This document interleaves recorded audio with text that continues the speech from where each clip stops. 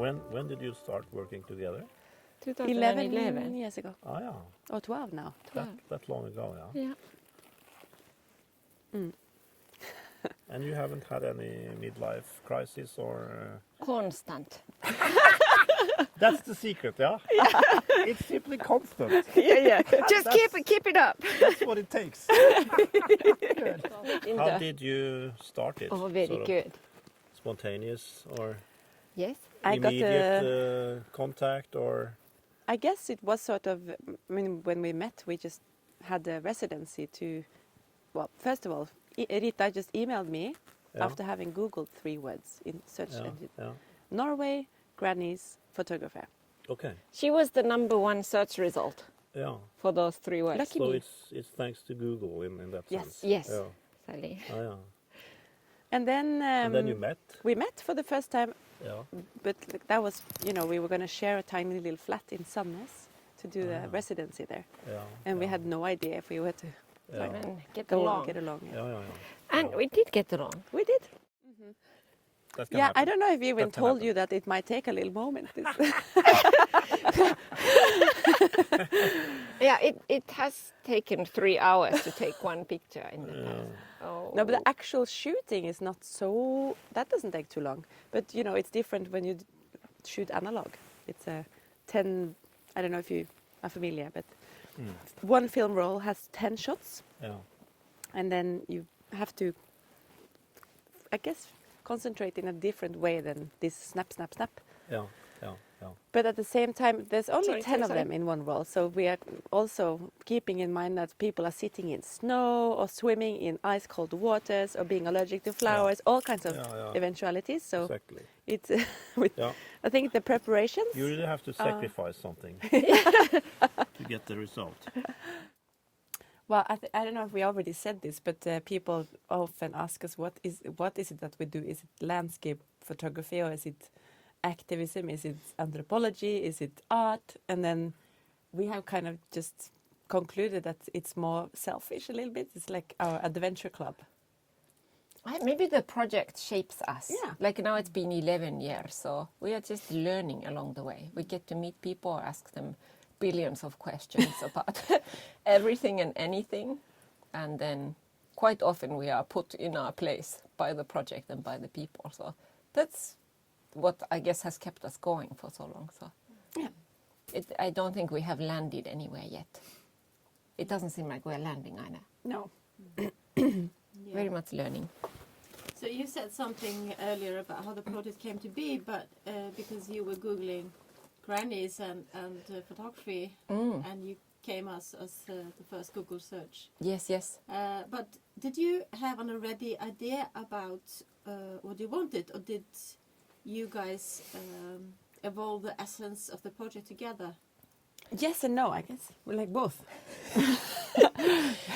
I the think beginning. we did have a quest A quest? Yeah. that we went for in the beginning. We were Semi-defined. quickly proven wrong on our quest, so we had questions. And people who we asked the questions told us that this is like utter nonsense. What are you on about? And we're like, okay, this is great. Then what is the question? What's the good question? And yeah, so we did have questions, and the questions have never really stopped, and they just keep changing.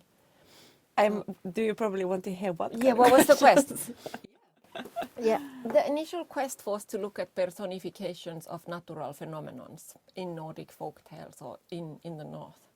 And then we stupidly figured that the older people in the community would be the ones that might still have a connection with these folk tales and with maybe locations in their environment, in their surroundings, that might have some more experimental, imaginative or just like explanations to what's going on or an around input to how you see your surroundings, maybe. If they have any relevance at all, like nowadays. And then we started questioning people, asking people, stopping people randomly on the street and asking these questions. And then we had, was it 8th generation Potter? In Sandnes, something like that. And he basically said, like, people of Sandnes on the west coast of Norway, they don't have time to turn rocks and wonder what's under. So busy people. Practical. Yeah. Some of this country's best inventions have come from here, like what are you on about? Like, what do you take us for? Yeah. So, yeah. Yeah, So then we okay, what happens then with imagination and so whatever is a rock just like a good old boring rock or could it be something else like? Is it all really that straightforward? Is it all like just plain simple and outright explained and like, well, no quest over there? Because that, I feel like then the year after we went to Finland with the project and then started asking similar questions there, and people were like outright confused. Like, so what do you want to know? Like, what are you searching for with these questions? Like my relationship to nature. What do you mean? Like you want the best swimming spot, or you want to find where's the best firewood or the fire making place, or what? What's this? What are you after? And that was very interesting for us. And it's like, is it that flat? Yeah. So then we had to continue to other places and other people and learn more. Has your own contact with nature changed since you started the project? Yes. I don't even think there is nature anymore. I really don't That enjoy even word. using the word nature. Yeah, that wasn't the same 10 years ago. No, I would even talk about going to nature. But yeah, we were having a Guess that needs conversation. an explanation. Though. Yeah. Yeah. So then through the conversations we talk with people and like, where do you like to go in nature to enjoy your surroundings? And it's like, what do you mean? We were standing in a car park and he said like, well, we are in nature. Like, what do you mean Japan. go somewhere else? And we're like, you are so right, obviously. Like that's a very interesting, how foolish of me again. And let's widen this perspective where we're kind of looking at the world from. And then like we're going like, well, am I nature? Are you nature? And then, yeah, I think just the questions keep coming. And I guess that's also good because then we keep asking other people. And when we meet them, we ask the same question. And then you get some new directions to take your project, which is healthy. And then I guess we kind of said that we started off with these personifications of nature, and folk tales and the relevance they had. And we, in the first 5 years, we have talked to, like in Greenland, Iceland, Faroe Islands, that part of the world, there's still a strong connection in the sense that they would stop roadworks in Iceland, for example, or Faroe Islands, you would kind of build your house around the rock that's already there because somebody's already existing there. And then we came to New York in 2013, and then, okay, where can we find pockets of nature or people who have thoughts about nature? And then it's maybe more about longing to be somewhere outside of the city. And yeah, so it differs to where we are, of course. Can you talk a little bit about the process you have before you go to a shooting or before you make contact with a collaborator, and maybe also how is the process during, like you've done today, and what happens after? What's the process afterwards? That's nice. Well, in this incident today with Arne Johan, it has been an unusual way of working, I think, because we've had we met twice, and normally we meet one day and that's it. It's a very intense encounter. And then we meet, if it's, well, actually sometimes we meet them on the street and arrange to meet, to talk and interview, because you want to get to know the person, the stranger, or somehow it's somebody recommended this person. And then we spend as much time as the person has. But we often say like minimum half a day is nice, because then if after the shoot, if we can sit and have a picnic and take time, that's always nice and important, not to kind of race around. We do race around a little bit, but yeah, to take a good amount, good chunk of time. If we can choose it, then we do that. So a good amount of conversation to make sense of who this person is. And from that, they are hopefully feeling that they are contributing in deciding where they want to shoot. Also, what kind of material has a significance to them. If some are more connected with a specific plant or specific rock or specific location than others. And some people also have wanted to take part in the project as a challenge for themselves. Like, I'm afraid of being photographed and I'm afraid of water and such. And then like, I want to take part as a challenge for myself. So it can have many missions for people. Do people always say yes? Do you sometimes have to convince collaborators to join? No, never convince.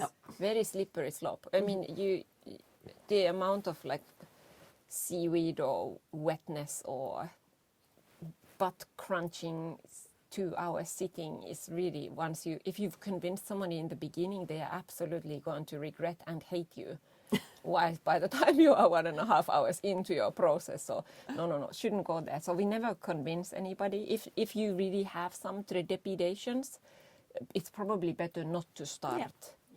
So people normally know quite from the beginning. And out of, I think, 150 portraits so far, I think maybe 3 or 4 have said, no, thank you. So And some people have to pull out because they got stung by a bee or something like that. But then, so during the shoot, did we kind of go there? Yeah, that's like half a day. And then sometimes afterwards, I'm really into keeping in touch with people. So some of our collaborators, we never call the people models.